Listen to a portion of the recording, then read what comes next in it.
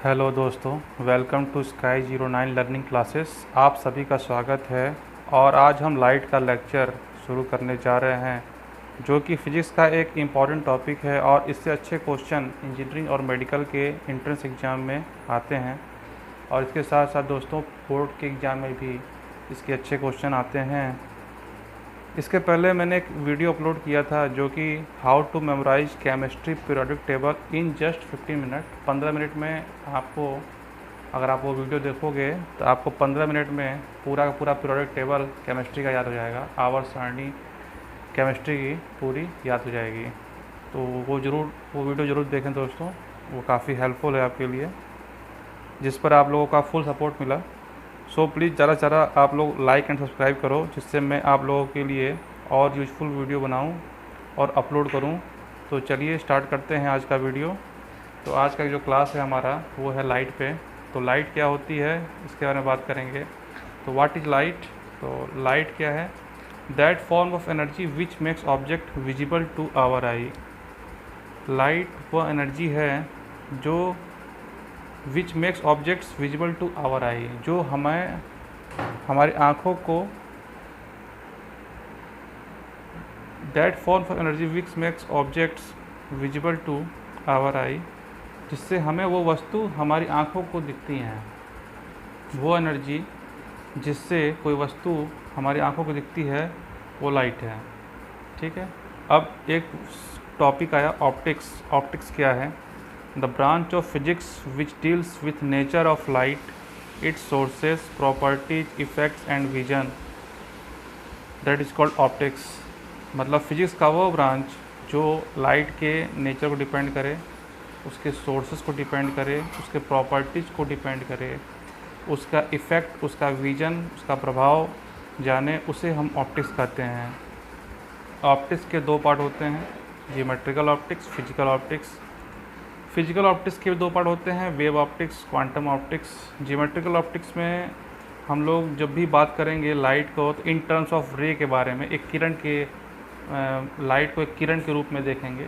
तो लाइट जो है जियोमेट्रिकल ऑप्टिक्स में एक रे की तरह हम लोग शो करेंगे। तो ये एक रे है जिसको एक सीधी लाइन से बनती है, और ये जो एरो बना है दोस्तों वो दिखाता है कि ये लाइन यहाँ से चल के, ये रे जो है यहाँ से चल के यहाँ की ओर जाती है। ये जो है valid only if wavelength of light smaller than size of obstacles. और इसमें क्या क्या होता है? इसमें होता है image formation, rectilinear propagation, law of reflection and law of refraction by geometrical method. मतलब जियोमेट्रिकल ऑप्टिक्स में क्या होता है कि रे के टर्म में हम लोग डिफाइन करेंगे लाइट को, और इसमें इमेज फॉर्मेशन आएगा, और साथ साथ इसमें रिफ्लेक्शन, रिफ्रैक्शन, मतलब जो भी आगे वाले क्लास में यही इसी का चर्चा होना है। तो जियोमेट्रिकल ऑप्टिक्स में ये चीज़ आती है दोस्तों। नेक्स्ट है वेव ऑप्टिक्स। फिजिकल ऑप्टिक्स के दो पार्ट हैं, इसमें वेव ऑप्टिक्स है, क्वांटम ऑप्टिक्स है। वेव ऑप्टिक्स में आते हैं तो वेव ऑप्टिक्स में लाइट को जो है ट्रीट किया गया है एज अ वेव। लाइट जो है एज एक तरंग की तरह दिखाया गया है वेव ऑप्टिक्स में। तो इसमें जो टॉपिक क्लियर होगा वो है interference, diffraction, polarisation. Interference, diffraction, polarisation, ये भी एक इम्पॉर्टेंट टॉपिक है जो कि आगे नेक्स्ट क्लास में हम लोग इस पर स्टडी करेंगे क्या होता है ये। और तीसरा है क्वांटम ऑप्टिक्स। इसमें जो है लाइट को एज ए पार्टिकल डिफाइन किया गया है, जिसे फोटोन कहते हैं। फोटोन कुछ नहीं होता है, ये एक एनर्जी ऑफ पैकेट्स होता है।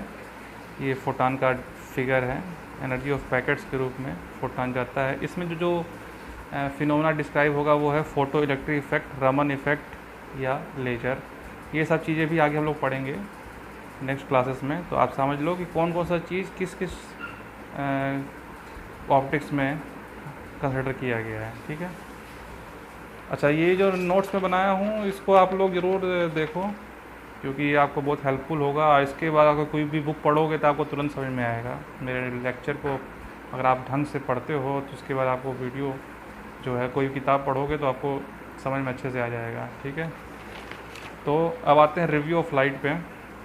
लाइट का रिव्यू, लाइट के बारे में हर एक चीज़, हर एक पॉइंट्स जानेंगे। पहला है लाइट। लाइट क्या है? एक फॉर्म ऑफ एनर्जी है जो कि प्रोपेगेट करता है एज ए इलेक्ट्रोमैग्नेटिक वेव। मतलब इलेक्ट्रोमैग्नेटिक वेव का एक पार्ट है। ठीक है। लाइट का एक प्रॉपर्टी ये है कि इसके लिए कोई मीडियम की आवश्यकता नहीं है इसके प्रोपेगेशन की। इसको आगे बढ़ने के लिए कोई माध्यम की आवश्यकता नहीं है, ठोस द्रव गैस की आवश्यकता नहीं पड़ेगी। ठीक है, ये किसी भी मीडियम जा सकता है, इसको ज़रूरत है ही नहीं मीडियम की। अच्छा, नेक्स्ट है स्पीड जो है in free space is 3 × 10⁸ metre पर सेकेंड। फ्री स्पेस मतलब वैक्यूम, वैक्यूम इसका जो स्पीड है लाइट की वो है 3 × 10⁸ मीटर पर सेकेंड। ठीक है, लाइट का जो नेचर होता है वो ट्रांसवर्स होता है, ट्रांसवर्स होने के कारण इसको हम लोग पोलराइज भी कर सकते हैं। ठीक है दोस्तों, तो लाइट ट्रांसवर्स नेचर का होता है और इसके कारण इसको हम लोग पोलराइज कर सकते हैं। और ट्रांसवर्स लॉन्गिट्यूडनल एक वर्ड आएगा, ये हम लोग डिस्क्राइब करेंगे और वेव के जब चैप्टर आएगा उसमें आपको ये क्लियर हो जाएगा कि ट्रांसवर्स क्या होता है, लॉन्गिट्यूडनल क्या होता है। फिलहाल के लिए आप समझ लो ट्रांसवर्स होता है और उसके कारण ये लाइट को हम लोग पोलराइज कर सकते हैं। इसकी एक प्रॉपर्टी और होती है लाइट की, ये जो है इलेक्ट्रिक और मैग्नेटिक फील्ड में डिफ्लेक्ट नहीं होता है, इलेक्ट्रिक और मैग्नेटिक फील्ड का इसको कोई प्रभाव नहीं पड़ता है। और एक चीज़ और जान लीजिए कि लाइट की जो दिशा होती है वो इलेक्ट्रिक और मैग्नेटिक फील्ड के परपेंडिकुलर होती है, उसके लंबवत लाइट गुजरती है। ये इलेक्ट्रिक फील्ड है, ये मैग्नेटिक फील्ड है, इसके जस्ट परपेंडिकुलर हमारी लाइट जो सी से रिप्रेजेंट है वो गुजरती है। ठीक है, अब वेवलेंथ पे आते हैं। वेवलेंथ जो होता है लाइट का वो 4000 एंगस्ट्रॉम से लेकर 7000 एंगस्ट्रॉम के बीच में होता है। ठीक है, तो इलेक्ट्रोमैग्नेटिक वेव में कितने कितने पार्ट होते हैं वो मैं बताता हूँ आपको। इसमें इलेक्ट्रोमैग्नेटिक वेव में क्या क्या होता है, कितने तरह की वेव होती हैं। तो देखिए, कैथोड रे होती है, गामा रे होती है, एक्स रे होती है, अल्ट्रा वायलेट रे होता है, विजिबल होता है जिसे हम लोग लाइट कर रहे हैं, जिसका हम लोग स्टडी कर रहे हैं, इंफ्रारेड होता है, माइक्रोवेव होता है, रेडियो वेव होता है। इसको मैंने इस फॉर्मूले से याद किया है, इसका फॉर्मूला है CGXU वीमर। इस तरह से मैंने याद कर लिया, CGXU वीमर। C4 हो गया कैथोड रे, G4 हो गया गामा रे, X4 हो गया एक्स रे, U4 हो गया अल्ट्रा वायलेट रे, V4 हो गया विजिबल, I4 हो गया इंफ्रारेड, M4 हो गया माइक्रोवेव, R4 हो गया रेडियो वेव। जब हम लोग इधर से इधर की ओर जाते हैं, इस साइड से इस साइड को जाते हैं, तो ये लैम्डा मतलब तरंग दैर्घ्य जो है वो बढ़ता है। जब हम लोग इधर से इधर की ओर जाएंगे तो लैम्डा जो हमारा तरंग दैर्घ्य है वो बढ़ता है, मतलब कैथोड का तरंग दैर्घ्य कम है और रेडियो वेव का तरंग दैर्घ्य ज़्यादा है। ठीक है, कैथोड से ज़्यादा तरंग दैर्घ्य है गामा का, मतलब कैथोड से ज़्यादा वेवलेंथ है गामा का, और सबसे ज़्यादा वेवलेंथ है रेडियो वेव का। तो ये हमने डायग्राम बनाया है, इसको आप नोट कर लेना। कैथोड और गामा एक्सरे सबका मैंने वेवलेंथ लिखा है, 0.1 एंगस्ट्रॉम से 100 एंगस्ट्रॉम के बीच हमारा जो है एक्सरे होता है, और 100 एंगस्ट्रॉम से 4000 एंगस्ट्रॉम के बीच अल्ट्रा वायलेट रे होती हैं। तो 4000 एंगस्ट्रॉम से लेकर 7000 एंगस्ट्रॉम के बीच जो है लाइट होती है। इसे हमें नोट करना है कि 4000 से लेकर 7000 के बीच हमारी जो है वो लाइट होती है। इसके बाद इंफ्रारेड होती है, फिर माइक्रोवेव होती है, लास्ट में रेडियो वेव होता है। सबसे बड़ा रेडियो वेव का वेवलेंथ होता है। तीसरा पॉइंट आते हैं, तीसरा पॉइंट है कि 4000 एंगस्ट्रॉम से 7000 एंगस्ट्रॉम के बीच हम लोग जान गए कि हमारी जो है लाइट होती है। ठीक है, लाइट का जो वेवलेंथ है 4000 से लेकर 7000 के बीच होता है। तो इन 4000 7000 के बीच जो होता है डिफरेंट वेवलेंथ हो सकते हैं, डिफरेंट वेवलेंथ हो सकती है। तो डिफरेंट वेवलेंथ कितने हो सकते हैं? इनफाइनाइट हो सकते हैं दोस्तों। 4000 से लेकर 7000 के बीच कई सारे वेवलेंथ हो सकते हैं और वो वेवलेंथ इनफाइनाइट हो सकते हैं। तो अगर वेवलेंथ इनफाइनाइट है तो फ्रीक्वेंसी भी हमारी इनफाइनाइट होगी। अब फ्रीक्वेंसी हमारी इनफाइनाइट होगी तो फ्रीक्वेंसी ही कलर शो करता है, फ्रीक्वेंसी के कारण ही कोई वेवलेंथ कलर शो करता है। तो वही produce different sensation of colours and number of colours. ठीक है, तो इसीलिए नंबर ऑफ कलर्स जो होता है विजुअल रीजन में वो इनफाइनाइट होता है। क्योंकि फ्रीक्वेंसी इनफाइनाइट होती है तो उसके कारण जो है नंबर ऑफ कलर्स जो है विजुअल रीजन में वो इनफाइनाइट होता है। इसका मतलब 4000 से लेकर 7000 एंगस्ट्रॉम के बीच कई सारे कलर हो सकते हैं, जो कि कई सारे वेवलेंथ होते हैं, जिसके कारण फ्रीक्वेंसी होती है, जिसके कारण कलर होता है। नेक्स्ट आते हैं, अब इन कलर में से, अब इस कलर में से हमारी आंखें जो हैं वो केवल 6 कलर को ही समझ पाती हैं, जान पाती हैं। अब वो क्या क्या है? Violet, blue, green, yellow, orange, red, जिसको आप विप्योर से याद किए हो। Violet, blue, green, yellow, orange, red. 4000 angstrom से लेकर 7000 एंगस्ट्रॉम के बीच। अब हर एक में 500 जोड़ दो आप तो उसका एंगस्ट्रॉम आपको मिल जाएगा। 4000 प्लस 500 4500, फिर 5000, फिर 5500, फिर 6000, फिर 6500, फिर 7000। तो इस तरह से आप डायग्राम बना लोगे तो आपका सारा वेवलेंथ कितना होता है वो आपको याद हो जाएगा। ठीक है, तो 4000, फिर 4500, फिर 500 5000, फिर 5500, इस तरह से हमें हर एक 6 कलर का वेवलेंथ का क्या रेंज होता है वो याद हो जाएगा। अब नोट करने वाली बात एक और है कि वेवलेंथ जो होता है लाइट की वो मीडियम के हिसाब से चेंज होता है। मीडियम बदलेगा तो लाइट का वेवलेंथ भी बदलेगा, जिसको हम लोग इस फॉर्मूले से दिखाते हैं lambda equal to lambda not upon mu, जहाँ लैम्डा जो है वेवलेंथ इन ए मीडियम, किसी माध्यम में वेवलेंथ क्या है वो लैम्डा है। लैम्डा नॉट जो है वो वेवलेंथ इन फ्री स्पेस है, फ्री स्पेस मतलब वैक्यूम में क्या वेवलेंथ है वो दिखाएगा। और म्यू जो है वो रिफ्रैक्टिव इंडेक्स ऑफ मीडियम है। रिफ्रैक्टिव इंडेक्स क्या होता है वो नेक्स्ट आने वाले क्लासेस में हम लोग आपको बताएंगे।